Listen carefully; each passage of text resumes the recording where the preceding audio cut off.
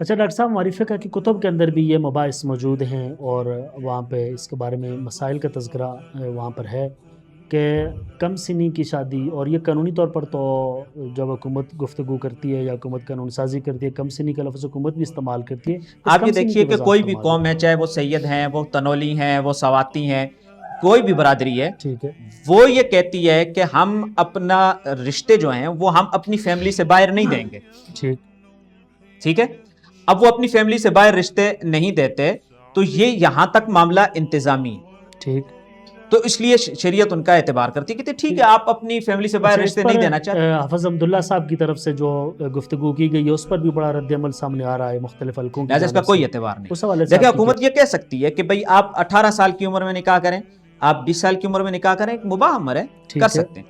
لیکن حکومت ایسا کہہ دے کہ بھئی اس سے پہلے جو نکاح کریں گے وہ نکاح ہوں گے ہی نہیں، اب یہ انتظامی معاملہ نہیں ہے، یہ شریعت کے اس حکم کو توڑنے والی بات ہے. اس لیے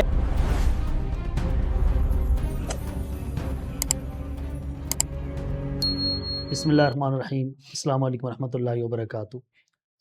ناظرین، اس وقت ملک میں نکاح کی عمر کے تعین کے حوالے سے ایک موضوع زیر بحث ہے. اس کے رد عمل کے طور پر ایک دو رویے سامنے آ رہے ہیں. ایک رویہ تو یہ ہے کہ یہ ایک ریاستی قانون سازی کا کام ہے یا ان کا دائرہ کار ہے اور ریاست اس حوالے سے قانون سازی کر سکتی ہے، جبکہ دوسرا رویہ مذہبی طور پر علماء کرام کی طرف سے سامنے آیا ہے جن کا یہ کہنا ہے کہ یہ شرعی حکم ہے اور اس کے خلاف ورزی ہو رہی ہے اور اس حوالے سے حکومت کا رویہ درست نہیں ہے. اس سب اہم موضوع کے حوالے سے گفتگو کے لیے ہمارے ساتھ موجود ہیں ڈاکٹر مفتی ابراہیم صاحب. بہت شکریہ ڈاکٹر صاحب. موضوع تو زبان زد عام ہے، بڑے سادہ سے الفاظ میں بتائیے کہ اصل مسئلے کی نوعیت کیا ہے؟ بسم اللہ الرحمن الرحیم. جی بہت شکریہ آپ کا.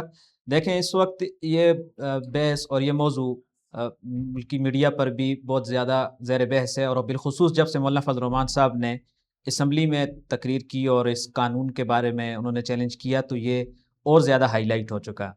اصل مسئلہ یہ ہے کہ ایک قانون یہ پاس ہوا کہ جو نکاح کی کم از کم عمر ہے وہ 18 سال ہونی چاہیے لڑکے اور لڑکی کی، اور اگر 18 سال سے کم کہیں پہ کوئی نکاح ہوتا ہے تو وہ قانوناً نہ صرف یہ ہے کہ جرم ہے بلکہ وہ نکاح بھی منعقد نہیں ہوگا، اور اس کے اوپر نکاح پڑھانے والے بھی وہ بھی اس جرم کا ارتکاب کرتے ہوئے اس تعزیری جو اس قانون نے تعزیر متعین کی ہے اس کے ماتحت آ جائے گا. اور اسی طرح وہ لڑکا اور لڑکی جو نکاح جنہوں نے کیا، اور اسی طرح ان کے اولیاء بھی.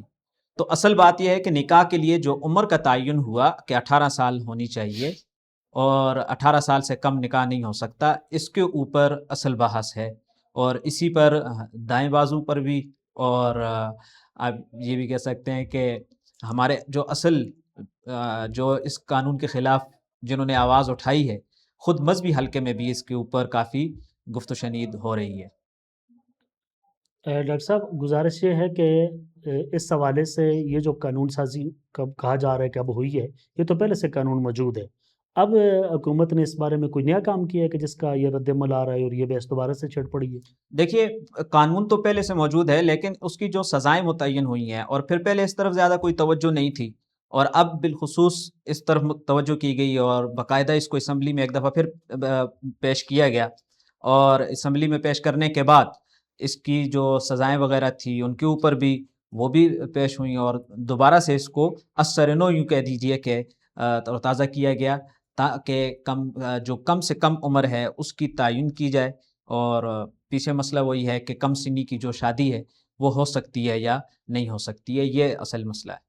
تو اس میں حرج ہی کیا ہے کہ اگر حکومت کچھ بنیاد پر یا حکومت کچھ مسائل کو دیکھتے ہوئے اس طرح کی قانون سازی کر لیتی ہے، مثلا پنچایتوں میں یا جرگوں میں اس طرح کے ظالمانہ فیصلے تو ہوتے ہیں، اس بارے میں تو کوئی دو رائے نہیں ہے، بعض چیزیں سامنے آتی رہتی ہیں، تو حکومت ان کی روک تھام کے لیے اگر اس طرح کے اقدامات کر لیتی ہے تو اس میں حرج ہی کیا ہے؟ دیکھیں اصل بات یہ ہے، اور ہمارا مدعا بھی ہے، ہم یہ سمجھتے ہیں کہ اس وقت مسئلے کی صحیح نوعیت سمجھی نہیں جا رہی. اچھا، کوئی بھی جو مذہبی طبقہ ہے جو ان قوانین کے خلاف اس وقت، جیسے مولانا فضل الرحمان صاحب اور حافظ عبداللہ صاحب وغیرہ لوگ، یا جمعیت کا ایک سٹانس ہے، اس کے علاوہ بھی جو علماء کرام ہیں، جو علمی حلقے ہیں، وہ جب اس کی خلاف ورزی کرتے ہیں تو عام طور پہ لوگ اس کا غلط مطلب سمجھتے ہیں. ہم یہ سمجھتے ہیں کہ مسئلے کی اصل نوعیت سمجھنی چاہیے. دیکھیے کہ جو پنچایتوں میں کم سن عمر بچیوں کو نکاح کا لیبل لگا کے دیا جاتا ہے، یا کہیں پر کم سن جو عمر کی بچیاں ہوتی ہیں ان کی خرید و فروخت کا معاملہ چل رہا ہوتا ہے، تو اس کو تو سارے ناجائز کہتے ہیں. اس کے بارے میں کوئی بھی یہ نہیں کہتا کہ یہ جائز ہے، اور کوئی بھی اس کے بارے میں یہ نہیں کہتا کہ یہ اپریشیٹ بھی اس کو کیا جائے گا. ایسا نہیں ہے. مسئلے کی نوعیت تھوڑی سی مختلف ہے. اب قانون سازی وہ اس جرم کو روکنے کے لیے نہیں ہے، وہ قانون سازی اس جرم کے اوپر براہ راست وہ اثر انداز نہیں رکھتی. قانون سازی اس انداز سے کی گئی ہے کہ وہ ایک پورا ایک اصول بنا دیا گیا جو شریعت کا اصل حکم ہے اس کو متاثر کرتی ہے. یعنی شریعت کا حکم واقعتاً متاثر ہو رہا ہے. جی واقعتاً متاثر ہو رہا ہے کہ اس میں جو نکاح کے لیے، اب دیکھیں 18 سال سے کم عمر کا نکاح، اس کے یہ کہنا کہ یہ نکاح منعقد ہی نہیں ہوگا، یہ براہ راست جو شریعت کا حکم ہے اس کو باطل کرنے کی بات ہو رہی ہے. جیسے ہمارے ہاں یہ کہا جاتا ہے کہ نکاح عام حالات میں مباح ہے، اور مباح امور میں قانون سازی حکومت کر سکتی ہے، لیکن حکومت اس حد تک قانون سازی کر سکتی ہے جب تک شریعت کا اصل حکم اپنی اصل پر رہے، وہ باطل نہ ہو. حکومت یہ تو کہہ سکتی ہے کہ 18 سال کی عمر ہے اور اس میں قانون سازی، اس میں نکاح ہونا چاہیے، لیکن حکومت یہ نہیں کہہ سکتی کہ اگر 18 سال سے کم کوئی نکاح کرتا ہے تو وہ نکاح باطل ہو جائے گا. اچھا، یہ 18 ہی کا عدد یہ بار بار زیر بحث آ رہا ہے، شریعت اس بارے میں کیا رہنمائی کرتی ہے؟ دیکھیں 18 کا عدد جو ہے اس کی اصل میں ایک تو جو ہمارے لیفٹ سائڈ کے لوگ ہیں وہ یہ کہتے ہیں کہ دیکھیں ہر ملک کے اندر کوئی نہ کوئی عمر تو سٹینڈرڈ تو کچھ نہ کچھ تو بنانا پڑے گا. جیسے 18 سال پہ آپ کا شناختی کارڈ بنتا ہے، جی ٹھیک، تو وہ عمر کی کوئی نہ کوئی تعین تو وہ کہتے ہیں کرنی پڑے گی. جی ملازمت کے لیے عمر ملازمت کے متعین لیے ہوتی ہے. کچھ بھی ہے، تو 18 سال کا عمر کا تعین تو اس لیے انہوں نے کیا، لیکن شرعاً تو ایسی کوئی عمر کا تعین نہیں ہے.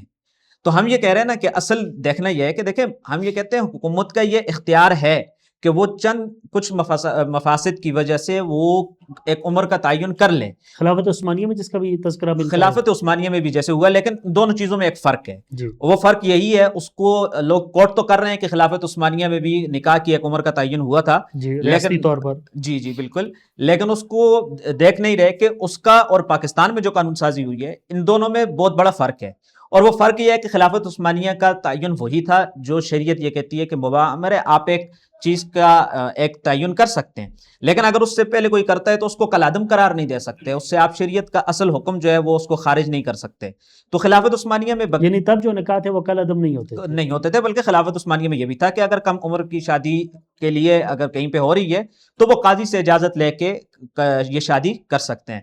لیکن ہمارے یہاں پاکستان میں ایسا نہیں ہے. پاکستان میں ایسا ہے کہ اگر کہیں پہ شادی ہوئی ہے تو وہ شادی ہی، وہ نکاح ہی کالعدم سمجھا جائے گا، اور وہ زنا یعنی اس کی کوئی حیثیت نہیں ہے. جی کوئی ایسی زنا بالجبر سمجھا جائے گا. اب یہاں پہ نا جو ہم یہ کہہ رہے ہیں کہ مسئلے کی جو نوعیت ہے اس کو سمجھنا چاہیے کہ کہاں حد ہے انتظامی امور کی اور کہاں وہ ٹکراتا ہے شریعت کے ساتھ. جی بالکل. میں اس حوالے سے ایک مثال ذکر کرتا ہوں تاکہ معاملہ ذرا سا آسان ہو جائے. آپ یہ دیکھیے کہ کوئی بھی قوم ہے، چاہے وہ سید ہیں، وہ تنولی ہیں، وہ سواتی ہیں، کوئی بھی برادری ہے، ٹھیک ہے، وہ یہ کہتی ہے کہ ہم اپنا رشتے جو ہیں وہ ہم اپنی فیملی سے باہر نہیں دیں گے. ٹھیک ہے. اب وہ اپنی فیملی سے باہر رشتے نہیں دیتے تو یہ یہاں تک معاملہ انتظامی ہے. ٹھیک. تو اس لیے شریعت ان کا اعتبار کرتی ہے کہ ٹھیک ہے آپ اپنی فیملی سے باہر رشتے نہیں دینا چاہتے تو نہ دیں. ٹھیک. تو یہ انتظامی معاملہ ہے. یعنی شریعت گنجائش دیتی ہے کیونکہ انتظامی معاملہ ہے نا. ٹھیک ہے. ابھی شریعت کے حکم کو وہ باؤنڈری لائن، وہ شریعت کی حدود کراس نہیں ہوئی، لیکن کوئی بھی برادری اگر اس میں یہ اضافہ کر دے کہ باہر رشتہ دینا جائز ہی نہیں ہے، اب یہ انتظامی معاملہ نہیں رہا، اب اس نے شریعت کی جو حدود ہے اس کو کراس کیا ہے. تو لہٰذا اب یہ کہا جائے گا نہیں بھائی، اب آپ کا موقف چاہے وہ سید ہے، چاہے وہ تنولی ہے، چاہے وہ سواتی ہے، وہ کوئی بھی برادری ہے، جب وہ اس نہج پہ آئے گی کہ بھائی باہر کی فیملی میں رشتہ دینا جائز ہی نہیں ہے، تو اب یہ انتظامی معاملہ نہیں رہا، یہ شریعت کے ایک حکم کو توڑنے کی بات ہے، لہٰذا اس کا کوئی اعتبار نہیں. دیکھیں حکومت یہ کہہ سکتی ہے کہ بھائی آپ 18 سال کی عمر میں نکاح کریں، آپ 20 سال کی عمر میں نکاح کریں، مباح امر ہے، کر سکتے ہیں. لیکن حکومت ایسا کہہ دے کہ بھائی اس سے پہلے جو نکاح کریں گے وہ نکاح ہوں گے ہی نہیں، اب یہ انتظامی معاملہ نہیں ہے، یہ شریعت کے اس حکم کو توڑنے والی بات ہے. اس لیے اس چیز میں فرق رکھنا چاہیے کہ جو قانون سازی ہوئی ہے، ایسا اصول اور ایسی قانون سازی نہیں ہو سکتی جو شریعت کے حکم کو توڑ دے، یہ اصل بات ہے. اچھا، مولانا نے بھی جس طرح ذکر کیا کہ اسلامی نظریاتی کونسل بنی ہوئی ہے، اس کا کام یہی ہے کہ وہ قوانین کو شرعی نقطہ نظر سے دیکھے. تو حکومت اسلامی نجاتی کونسل سے رہنمائی کیوں نہیں لے لیتی؟ یہی تو اس پر بہت بڑا سوالیہ نشان ہے، خاص طور پہ اس پہ، یا یہ جو آئلی قوانین ابھی جو 2025 کے منظور ہوئے ہیں، ان کے اوپر جو ڈومیسٹک وائلنس کی جو بات کی جا رہی ہے، ان قوانین میں یہی تو بات ہے کہ اگر اسمبلی میں کوئی ایسا قانون پاس ہوتا ہے جو شریعت کے معاملے میں ہوتا ہے تو اسے باقاعدہ اسلامی نظریاتی کونسل میں بھیجا جاتا ہے اور اسلامی نظریاتی کونسل سے اس کی رائے لی جاتی ہے۔ تو ان مواقع پہ ایسا نہیں ہوا، جو نہیں ہوا تو اس کا مطلب یہ ہے کہ اس قانون سازی میں کچھ تو ایسی معاملات ہیں کہ جو قابل اطمینان نہیں ہے، اطمینان بخش نہیں ہے۔ اچھا ڈاکٹر صاحب، ہماری فقہ کی کتب کے اندر بھی یہ مباحث موجود ہیں اور وہاں پہ اس کے بارے میں مسائل کا تذکرہ وہاں پر ہے کہ کم سنی کی شادی، اور یہ قانونی طور پر تو جب حکومت گفتگو کرتی ہے یا حکومت قانون سازی کرتی ہے، کم سنی کا لفظ حکومت بھی استعمال کرتی ہے، اس کم سنی کی وضاحت فرما دیں۔ دیکھیں، یہ جو کم سنی کا معاملہ ہے اس کو بھی دیکھنا چاہیے، بلکہ جو حضرات ہماری طرف سے بھی جو اس پر یہ سمجھتے ہیں کہ یہ انتظامی معاملات ہیں اور یہ شرعی حکم نہیں ہے، وہ بھی اس کی وضاحت میں تھوڑا سا میں یہ سمجھتا ہوں کہ یا ان کی نظر اس طرف نہیں گئی یا توجہ اس طرف نہیں گئی۔ شرعاً جسے کم سن کہا جاتا ہے وہ نابالغ بچی اور نابالغ لڑکا ہے، نابالغ لڑکی ہے اور نابالغ لڑکا ہے، اس کے اوپر کم سنی کا اطلاق ہے۔ ٹھیک ہے، اب ان کا نکاح تو ہو سکتا ہے، لیکن خود ہماری فقہ یہ کہتی ہے کہ رخصتی نہیں ہو سکتی۔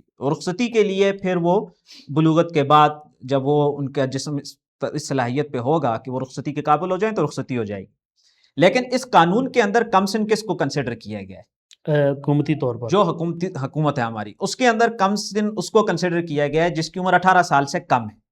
اچھا، اب آپ یہاں پہ ایک چیز اور نوٹ کر لیں کہ ایک لڑکا اور ایک لڑکی جو بالغ ہو چکے ہیں لیکن ابھی وہ 18 سال کی عمر کو نہیں پہنچے، اور وہ سرکاری طور پر وہ کم سے نہیں، سرکاری طور پہ وہ کم سن ہے لیکن شریعت کی روح سے وہ کم سن نہیں ہے، ایسا ہی ہے وہ بالغ ہیں جی، اور بالغ ہیں جب تو وہ بااختیار ہیں اپنے معاملات کے اندر بھی۔ ٹھیک ہے، تو اب ان کو بھی کم سن کنسیڈر کیا جا رہا ہے، یہ ایک اس قانون کا ایک اور کمزور پہلو ہے، بلکہ یہ تو مذہب کا خیال پہلو ہوا، مذہب کا خیز پہلو ہے۔ ایسے ہی ہے کہ ان کو بھی جو ہے کم سن کنسیڈر کیا جا رہا ہے۔ تو شریعت اس بارے میں بالکل واضح ہدایات رکھتی ہے اور یہ جو قانون ہے یہ اسی وجہ سے یہ یہاں پر ٹکراتا ہے۔ اچھا، آپ یہ دیکھیں اس قانون سازی کے پیچھے جو حکومت کا اصل مدعا ہے وہ یہ ہے کہ یہ جو کم سنی کی شادیاں پنچایتوں میں ہوتی ہیں یا ظلمن ہوتی ہیں یا کہیں پر ایسا ہوتا ہے کہ مال کی وجہ سے والد جو ہے وہ کسی شادی کر دیتا ہے، تو ایسے جو کیسز ہیں، ایسے کیسز آپ اگر سروے کر لیں تو کتنے ہوں گے؟ یعنی ہم زیادہ سے زیادہ کہتے ہیں 20% ہوں گے، ٹھیک ہے، یا 30% ہوں گے۔ جی جی، اب آپ اس 20% یا 30% کی وجہ سے ایسا قانون بنا دیتے ہیں جو 70% کو بھی متاثر کر رہا ہے، یہ بھی لاجیکل نہیں ہے۔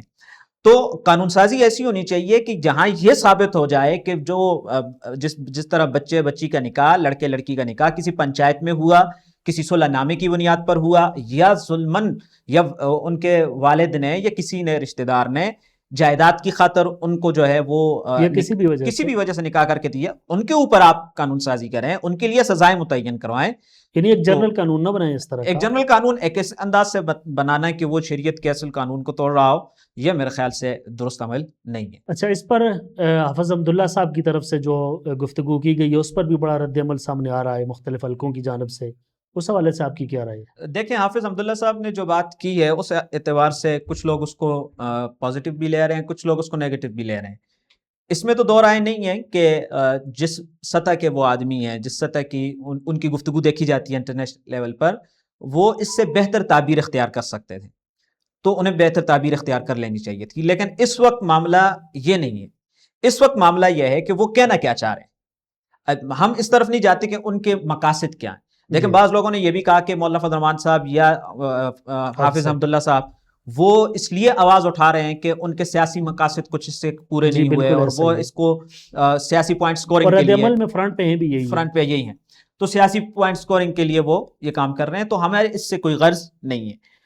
حافظ عبداللہ صاحب نے جو بات کہی ہے اس بات کا قطعاً یہ مطلب نہیں ہے، اس پہ تو دیکھیں جو ہمارے مذہبی حلقے ہیں وہ بھی جانتے ہیں، اس کا قطعاً یہ مطلب نہیں ہے کہ وہ 16 سال کی کسی لڑکی کے ساتھ زبردستی شادی کر رہے ہیں۔ وہ جس نقطے کی طرف اشارہ کرنا چاہ رہے ہیں کہ اگر 16 سال کی لڑکی اور اس کے ولی وہ شرعاً یعنی وہ راضی ہیں اور وہاں پر شادی ہو جاتی ہے تو پھر کیا مسئلہ ہے؟ اصل تو پوائنٹ یہی ہے نا۔ دیکھیں، اس قانون سے جو لوگ متاثر ہو رہے ہیں وہ لوگ متاثر ہو رہے ہیں کہ اگر بلوغت کے بعد ایک لڑکا اور ایک لڑکی ہیں 17 سال کے لے لیں، ان کے ولی بھی راضی ہیں, رشتہ بھی اچھا ہے, اور وہ نکاح بھی کرنا چاہتے ہیں, آپ کا قانون ان کو بھی جو ہے نا افیکٹ کر رہا ہے, ان کے اوپر بھی اثر انداز ہو رہا ہے کہ وہ ان کی شادی کو بھی, جس میں اس لڑکے اور لڑکی کے ولی بھی راضی ہیں, وہ لڑکا اور لڑکی بذات خود راضی ہیں, اور فائنینشلی بھی ان کو کوئی مسئلہ نہیں ہے, تو آپ کا قانون تو ان کے اوپر بھی اثر ڈال رہا ہے نا. تو ایسا قانون جو ہے وہ نہیں ہونا چاہیے. حافظ رحمۃ اللہ صاحب کا یا مولانا فضل الرحمان صاحب کا جو سٹانس ہے وہ اسی نقطۂ نظر سے ہے کہ وہ لوگ کہ جہاں پر وہ سارے راضی ہوں وہاں پر بھی قانون آپ کا جا کے اثر انداز ہو رہا ہے کہ جو ایک غلط رویہ ہے. اچھا ڈاکٹر صاحب, آخری سوال اس حوالے سے کہ ہم قرآن پاک میں اور آپ صلی اللہ علیہ وسلم کی حدیث مبارکہ کی روشنی میں ایک چیز یہ دیکھتے ہیں کہ مال کے حوالے سے قرآن و حدیث نے ہماری بہت اچھی رہنمائی کی ہے کہ مال یتیم بچے ہیں ان کے حوالے اس وقت کیا جائے کہ نہ صرف وہ بالغ ہو جائیں بلکہ وہ سمجھدار بھی ہو جائیں. جی تو کیا نکاح کے حوالے سے بھی اس حوالے سے شرعی طور پر کچھ ہدایات ملتی ہیں؟ دیکھیں, نکاح کے لیے شریعت نے جب بلوغت کی شرط لگا دی ہے, اب ایک بات تو یہ کہ ہمارے یہاں احباب کہتے ہیں کہ جب مال کے لیے سمجھداری کی شرط ہے, نکاح کے لیے بھی اس کے لیے بلوغت کے ساتھ ساتھ سمجھداری کی شرط بھی ہونی چاہیے, کیونکہ مال تو کم درجے کی چیز ہے, اور نکاح کے ذریعے ایک پورا خاندان ہے, پورا فیملی سسٹم ہے جو آگے جا کے اس کو ڈیولپ ہوگا, اور اس کا پورا انحصار اس کے اوپر ہے. تو نکاح کے لیے بھی سمجھداری کی شرط ہونی چاہیے, اور یہ کام ولی کرے گا. ہاں, یہ کام ولی کرے گا. لیکن اس میں دو چیزیں بہت اہم ہیں جو عام طور پہ نظر انداز ہو جاتی ہیں. دیکھیں, اب جہاں پر نص آ جائے تو نص کے مقابلے میں پھر قیاس نہیں کیا جاتا. نکاح کے معاملے میں نص آ گئی ہے بلوغت کی, تو وہاں پر ہم یہ قیاس نہیں کر سکتے کہ چونکہ مالداری کے لیے رشد کی شرط ہے, سمجھداری کی شرط ہے, لہٰذا نکاح کے لیے بھی بھئی جہاں نص آ جائے, آپ تو خود اہل علم میں جانتے ہیں کہ نص آ گئی ہے تو وہاں پر پھر قیاس کی ضرورت نہیں رہتی. اچھا, دوسری بات یہ کہ اس میں یہ قیاس میں الفارق ہے. اب مال کے لیے شریعت کا حکم یہ ہے کہ مال جو ہے وہ سمجھداری اس کے لیے شرط ہے. اچھا, جن لوگوں نے اس طرف بات کی وہ ہمارے فقہا کا وہ دوسری طرف جو پہلو ہے وہ سامنے نہیں لاتے. فقہا نے یہ مسئلہ بھی لکھا ہے کہ ایک بچہ ہے, نابالغ ہے, لیکن وہ مارکیٹ میں, بازار میں کام کرنے کی وجہ سے اس کے اندر رشد پیدا ہو چکا ہے, تو آپ مال اس کو حوالے کر دیں. یعنی ابھی وہ بالغ نہیں ہے لیکن اس کے اندر رشد پایا گیا نا, سمجھداری پائی گئی ہے, تو آپ اس کو مال حوالے کر دیں. اور اس کے برعکس دوسرا ایک آدمی ہے, وہ بالغ بھی ہو گیا لیکن اس کے بعد 20 سال اس کی عمر ہو گئی ہے لیکن اس میں رشد نہیں ہے, تو مال اس کو حوالے نہ کریں کہ وہ مال کا کیا کرے گا, نقصان کرے گا. تو مال کا معاملہ اور ہے, اس کے لیے تو بلوغت شرط نہیں ہے نا, اس کے لیے رشد شرط ہے. لیکن نکاح جو ہے, نکاح کے لیے بلوغت شرط ہے, نکاح کے لیے رشد شرط نہیں. اس لیے کہ رشد ایک ایسی چیز ہے اس کے لیے آپ تعین نہیں کر سکتے نا. مال میں تو پتہ چل سکتا ہے کہ بھائی یہ اپنے مال کا نقصان کر رہا ہے یا نہیں کر رہا, اس میں وہ کاروبار میں اس کو انویسٹ کرے گا, وہ ضائع کرنے سے بچا سکتا ہے کہ نہیں بچا سکتا, اس میں اس کا ایکسپیرینس, آپ اس کے ایکسپیرینس کو جج کر سکتے ہیں. لیکن نکاح کے معاملے میں آپ اس کے رشد کو کیسے جج کریں گے؟ اس کے لیے کوئی پیمانہ ہے نہیں ہے, وہ تو نکاح ہوگا. اور اسی لیے شریعت نے نکاح کی بنیاد رشد پہ نہیں رکھی, بلوغت پہ رکھی. اچھا, ایک ستی سا سوال عام طور پر کیا جاتا ہے کہ یہ مولویوں کو مسئلہ ہی کیا ہے کہ نکاح تو ایک معاہدہ ہے, آپس میں دو فریق کسی چیز پر راضی ہو جاتے ہیں, مہر پر راضی ہو جاتے ہیں, گواہ موجود ہیں, کر لیں. تو یہ مولوی نچلی سطح سے لے کر حکومتی سطح تک یہ ہر جگہ اپنی ٹانگ اڑانا کیوں ضروری سمجھتے ہیں؟ جی, یہ اصل میں اسی طرح یہ آج کل سوشل میڈیا پر بھی لوگ اس کو کہتے ہیں کہ مولویوں کا کام ہی کیا ہے نکاح کا. نکاح دو لوگوں کے درمیان میں کیا گیا ایک ایگریمنٹ ہے, لیکن شاید وہ یہ نہیں سمجھتے کہ دیکھیں یہ جو ایگریمنٹ ہے اس کے اوپر سوسائٹی, اس کے اوپر جو سوسائٹی کا اثر ہے, جو مذہب کا ایک اثر ہے, وہ پہلے دن سے. اور یہ ایسا نہیں ہے کہ یہ اسلام لانے کے بعد ہوا. آپ یہ دیکھیے کہ ابھی نبی علیہ الصلوۃ والسلام کو نبوت نہیں ملی تھی, آپ کا حضرت خدیجہ سے نکاح تھا, تو وہ نکاح ابو طالب نے پڑھایا. ٹھیک, تو اب وہ ایسا بھی تو ہو سکتا نا کہ نبی علیہ السلام اور خدیجہ کے درمیان میں ایگریمنٹ ہے, وہ براہ راست آپس میں وہ ایجاب اور قبول کر لیتے, لیکن باقاعدہ وہ جو نارمز تھیں جو سوسائٹی کی, اس کو مد نظر رکھا گیا اور ان کی رعایت رکھی گئی. اچھا, یہ اسی طرح معاشرے میں چلتا آ رہا ہے. ورنہ تو اگر آپ یہ کہیں کہ دو لوگوں کے درمیان میں ہے تو صرف مولوی کو چھوڑ دیں, یعنی ہم اس طرف نہیں جا رہے کہ خود شریعت نے اس کے بارے میں نبی علیہ السلام نے فرمایا کہ نکاح کا اعلان کرو, نکاح تم مسجد میں پڑھاؤ. حضرت علی رضی اللہ تعالیٰ عنہ کا نکاح تھا, نبی علیہ الصلوۃ والسلام نے پڑھایا, حضرت ابوبکر صدیق اور حضرت عمر فاروق کو گواہ بنایا, تو وہاں پر بھی تو ایگریمنٹ ہو سکتا تھا نا حضرت علی کا اور حضرت فاطمہ کا آپس میں, لیکن اس طرح نہیں ہوا. اس کا ایک باقاعدہ ایک طریقہ کار ہے, مسنون طریقہ اس کا یہ ہے. تو اب اگر ہمارے زمانے کے اندر اسی چیز کو دیکھا جائے کہ بھائی یہ دو لوگوں کے درمیان میں ایگریمنٹ ہے, تو پھر والد والدہ خاندان کے باقی رشتہ اور دار مذہب ان کو بلانے کی پھر کیا ضرورت ہے؟ پھر تو جو ہمارے ہاں جو دوسرا معاملہ جو ہے کہ چھپ کے نکاح ہو رہے ہیں اور ٹھیک ہے، چھپ کے نکاح کیے جا رہے ہیں اور اس میں ولی بھی نہیں ہے، اس کے گھر والے بھی نہیں ہیں، پھر تو ان کو آپ یعنی سماجی برائی بھی شمار سماجی کی برائی جائے۔ بھی شمار، تو اس لیے اب اس میں پھر آپ کورٹ میرج کو بھی دیکھ لیں، اور جب آپ بیٹھتے ہیں تو آپ کہتے ہیں کہ اخلاقی طور پہ یہی لوگ جب گفتگو کر رہے ہوتے ہیں تو پھر کورٹ میرج میں جانے کی کیا ضرورت ہے؟ جی بالکل، تو اس لیے یہ باتیں ایسی ہیں۔ تو پھر مولوی کا کردار صرف اس حد تک نہیں ہے کہ وہ صرف اپنے جو ہے وہ جیسے کہا جاتا ہے کہ اس نے اپنے نکاح کی فیس لینی ہے اس لیے اس کو زیادہ تکلیف ہے، نہیں، اس کو نکاح کی فیس نہیں لینی۔ بہت ساری جگہوں پہ مولوی جو ہے وہ فری آف کاسٹ جو ہے وہ نکاح پڑھاتے ہیں، ان کو اس سے کوئی غرض نہیں ہے، لیکن آپ ایک تسلسل کو، ایک جو فیملی سسٹم ہے ایک شروع سے چلا ہوا آ رہا ہے، ایک ہماری سوسائٹی کی نارمس ہیں، ایک معاشرتی ہماری جو چیزیں ہیں ان سب سے کٹ کے سامنے لانا چاہ رہے ہیں، صرف اس کو ایک معاہدے کی حد تک ایک قرار معاہدے کی دینا۔ حد تک رکھنا چاہ رہے ہیں، تو ایسا کوئی ممکن جی نہیں ہے۔ یہ ویسے خام خواہ کا سطحی سا جی، سوال ہے۔ بہت شکریہ ڈاکٹر صاحب۔ جی ناظرین، آج ہم نے اس پروگرام میں گفتگو کی کم عمری کے بارے میں جو حکومت نے قانون سازی کی ہے اس کی مسئلے کی اصل نوعیت کیا ہے، اور اس مسئلے کی علمی حیثیت کیا ہے، شرعی حیثیت کیا ہے، اور یہ قانون جو بنایا گیا ہے یہ شریعت کے ساتھ کہاں پہ ٹکرا رہا ہے، اور اس کو ایک سیاسی مسئلہ بنا لینا اس کی کیا حیثیت ہے، ان سارے موضوعات پر آج ہم نے گفتگو کی۔ بہت شکریہ۔ السلام علیکم ورحمۃ اللہ۔